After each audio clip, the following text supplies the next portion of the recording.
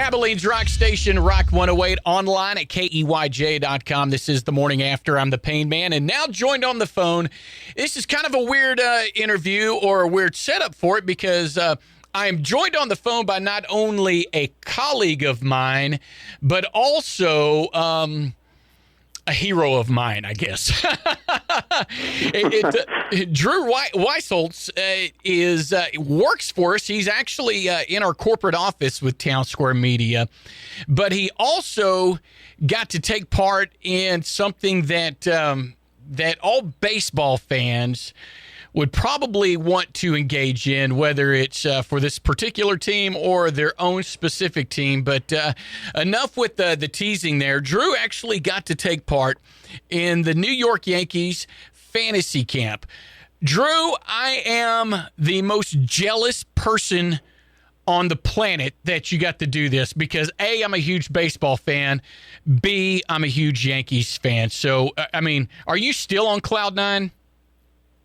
Truthfully, I am. And first off, I can't believe you called me your hero. That is some real billing that's going to be tough to live up to, but I'll try my best. Well, you actually, with that said, I'm sorry, go ahead. No, I was going to say you actually are. I mean, because of other areas of our jobs that we do and everything, I look up to you and everything. But the fact that, I mean, this is just like the icing on the cake. I mean, come on, taking part in the New York Yankees Fantasy Camp, that is so cool. I mean, that's got to be something that can't be topped.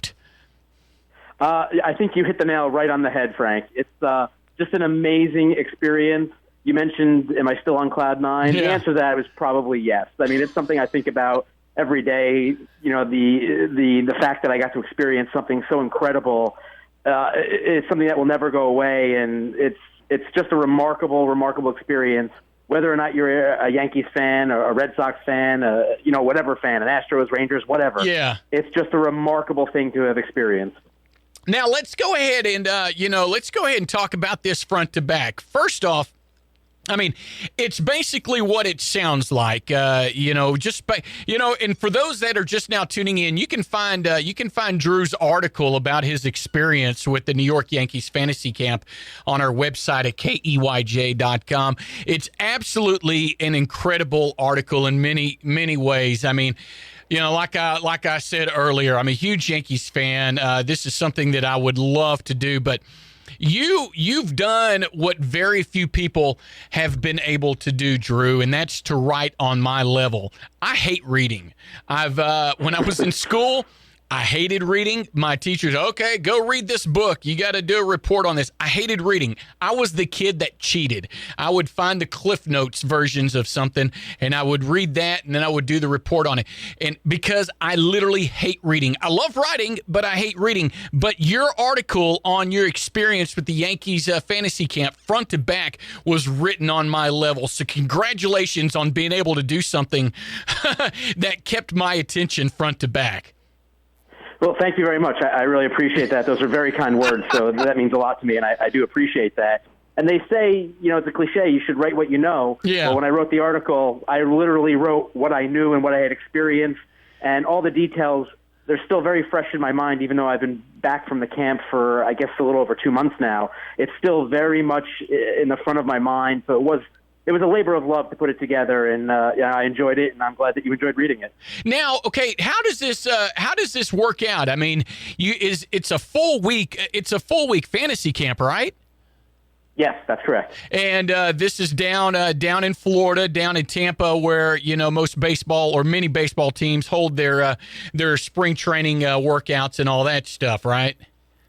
Well, it's at the Yankees spring training complex in Tampa, Florida. Oh, wow. So, yeah, right now the Yankees are there, and what they do in January, when it's obviously somewhat of a downtime for Major League Baseball, yeah, they have this camp. It's I believe it's 130 people sign up for the camp.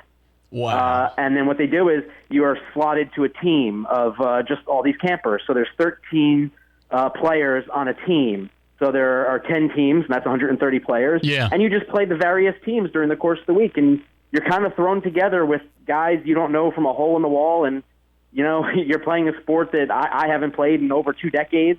Wow. And you just do your best, and once again you find yourself a 12-year-old kid on the diamond, except in this instance, you're not on a Little League field. You're on the main field at Steinbrenner Field, and it's very awe-inspiring. So it's a full-size field now. During this whole week between games and stuff like that, you obviously get to mingle with other people that are attending the fantasy camp. But I mean, there are quite a few Yankees legends that are participating as far as as coaches and such with this as well, right? That's correct. So each team gets 2 Yankee legends to work as their coaches. Wow. And on my team, for example, I had Oscar Gamble and I had El Duque, Orlando Hernandez. Yeah. And you're very much in contact, especially with the coaches of your team, because they're with you every game, coaching third. Sometimes they soft toss to you during the game. So it's a very surreal experience to be in a dugout sitting next to Oscar Gamble or El Duque coming up to you and telling you to tell you a joke. That's not where my mind goes when I think of El Duque. Yeah. You're on the same level as the players, which obviously, as a Yankee fan, you're always looking at them from afar from the TV screen, or you're in the stands at the game. So it definitely changes the dynamic, which is part of what makes this experience so amazing. Now, what's, being around all these different Yankees legends? I mean, because you get to, everybody, you got 13 players on a team and everything, so you probably get to experience more than just going up to bat. I mean, you got to do some fielding and pitching, right? And there was other players that took other positions? Yeah, it's very free-form in that, so let's say you want to play third base from the first and second inning. Yeah. You go play third base, and if you want to sit out an inning, go ahead, you sit out. Oh, and then okay. if you want to go back in, you go into center field. It's not rigorous, and it's not very strict in how they keep score and stuff like that, because it's meant to be fun. Right. So I took the opportunity to play as many positions as I could because I just wanted to experience all that it had to offer. So it's funny. I'm a left-hander, and I was playing third base, which is that's a cardinal sin in baseball. Yeah. But I did it, and I didn't care, and I held my own. I did okay, I'd like to think. That is pretty cool. Now, okay, when you're at New York Yankees Fantasy Camp, in my, I've read the article and I've seen the pictures and everything, but even before that, what I'm envisioning is, you're going to this fantasy camp. You're going to play baseball. You're going to get to meet some legends. But most importantly, you get to put on the pinstripes. I mean, top to bottom. What was that like? Come on, Drew. I mean, that's got to be orgasmic in its own right. That's a great word for that. It's very funny you bring that up because I had been told by some people who'd been to the camp before that the first time you walk into the locker room, and again, it's the actual locker room the Yankees use in spring training. Yeah. And I've been told when you walk in there, it is a feeling that is just unbelievable. And absolutely, that is correct. It was a remarkable feeling to walk in to that locker room. You see your name on the locker, and then, yes, you see the uniform with the number that you requested waiting for you. And then you get to put it on, and you're thinking, oh my gosh, when am I ever in my life going to ever get to do this again? It's incredible. Orgasmic is a great word for it. I hadn't thought about it, but I think you're dead on. Well, I don't know. I think you thought about it. You were just a little bit more articulate because in your own words, you wrote, in the end, fantasy camp is a lot like the first girlfriend you have. If you just leave it at that, orgasmic probably turns up at some point. Yeah, that's fair to say, and I tried to be a little, congenial about it, for lack of a better word. Oh. So, but I think you hit the nail on the head. Okay, Drew, you got to pick your own number. What number did you pick and why? Well, that's a good question, and the little backstory to that is I just turned 40, so my wife had actually sent me to this as a surprise for my 40th birthday. Wow. So she chose number 40. I personally would have chosen number 23 because Don Mattingly is my all-time favorite player. My wife doesn't know baseball from a hole in the wall. So she chose 40. I hold no grudge for that whatsoever because the sentiment was totally in the right place. Right. So I wore 40 with pride. I'm very happy to have worn it. It's Donnie Baseball. It's tough to fill his shoes anyway. I don't know Donnie Baseball is one of my all-time favorites as well. And I'm not sure I could have put on that jersey just because of the fact that I'd be scared that I'd be made fun of for wearing it and doing such a poor job wearing it. I think you're cutting yourself a little short of some credit there. There's a lot of guys at the camp who wear the numbers of their heroes. So there's a lot of Derek Jeters. I think I saw some Marianos. That's awesome. Some Mickey Mantles, of course. So they're all trying to relive that. That image of those players that they loved growing up and still love to this day. You probably didn't see many A-Rods running around, did you? I didn't. And actually, if you want to hear something I did not mention in my article, I actually got into an argument on a bus ride to the stadium one morning with a guy who is a huge A-Rod fan. Wow. Huge. Yeah, this guy, and he kept saying the Yankees wouldn't have won the World Series in 2009 if it wasn't for A-Rod. Wow. And he was very upset that he's getting all this flack and that the Yankees signed Chase Headley.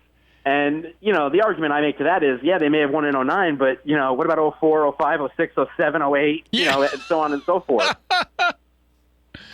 Yeah, I agree with you 100%. And you know what? He may have, that was the year he finally got that monkey off his back, but with or without him, we'd have had no problems at all. I don't know. I'm just, and I'm glad that we picked Chase up as well. I got to tell you, I'm sitting here reading this article, and it's the theater of the mind that you use, very descriptive. Enthusiastic as the whole article went from the experience from day one all the way up to, the closing dinner where the coaches had a few words about their teams and. Then they announced the All-Stars. And in your own words, when my name was announced as one of the All-Stars, I was beyond floored. The 5'3", 40-year-old left-handed Jewish fielding third baseman pitcher with the fastball limping around 30 miles an hour made it. I texted my wife, who I'm pretty sure had no idea what I was talking about, profusely thanked my teammates upon returning to the team table, and was genuinely so happy it's still hard to articulate in words. You know what? I think that you, right there in those words, you articulated it best. Just the excitement that I hear in reading this, man, I think every single person on the planet should take a shot at their favorite fantasy sport, type of camp like this. That's absolutely incredible, Drew. Well, thank you. And, flashing back in my mind to that dinner when I was named an All-Star, it really was something I was not expecting because I wasn't the best hitter. I was a pretty good fielder, and I could aim okay as a pitcher. But that moment was just something I never expected. And, it's one of probably like the top 10 highlights of my life that I was recognized for what I like to think was hustling and just embracing the experience and having a positive attitude and being there because I felt so grateful to be able to experience it because you're right. Not a lot of people get to experience something like this. No. So I wanted to soak up that moment. And as cliche as this might sound, my teammates were fantastic. Yeah. Like I mentioned earlier, we're just thrown together by happenstance. But, boy, what a great group of guys they were and very supportive and even beyond the field of play. I was down there by myself and a couple other players were there with their families. But these guys were fantastic about taking my photo when, I wanted to get a picture taken and, cheering me on when we're playing a game. Those are the moments that really also stick with me because what a great bunch of guys that I fell in with, and it was nothing more than good luck, and I'm very grateful that really came out that way. Well, Drew, I got to tell you, man, I'm super happy for you. And like I said, this article is probably one of the top sports articles I've ever read in my entire life. I mean, you're an amazing writer, but just the way you were able to paint the picture of the whole event, I mean, really, really is so cool. And I loved your ending words. I'm not a baseball player. I'm a baseball fan with a fantastic story to share. Dude, it really really is something that a movie should be made out of. I mean, I could hear someone like Kevin Costner or Morgan Freeman narrating this movie just based on your words. You are so dead on in that, because one of the very first thing they told us when we got down there is, don't think you're going to get a contract out of this, because it's never happened and it's never going to happen. And when they said that, I think more than one person in that locker room thought to themselves, well, that is a great idea for a movie. Yeah. Because it just sounds like something remarkable. It really does. It really does, man. And I got to tell you, man, it really is incredible, man. And getting to hear, a few of your words, from firsthand, getting to hear you talk about it is even more incredible, man. I think this is so neat. And I encourage everybody to check this out on our website at KEYJ.com. I mean, it really is one of the most interesting, creative, fun sports stories that you could ever read. Like I said, if I can get from front to back in it, everybody else will enjoy it as well. Confessions of a Wide-Eyed New York Yankees Fantasy Camp Rookie. Drew, I can't thank you enough for joining us this morning and sharing a little bit about your experience. Not a problem. The pleasure is all mine, and thank you so much for all the kind words. I really, truly appreciate it.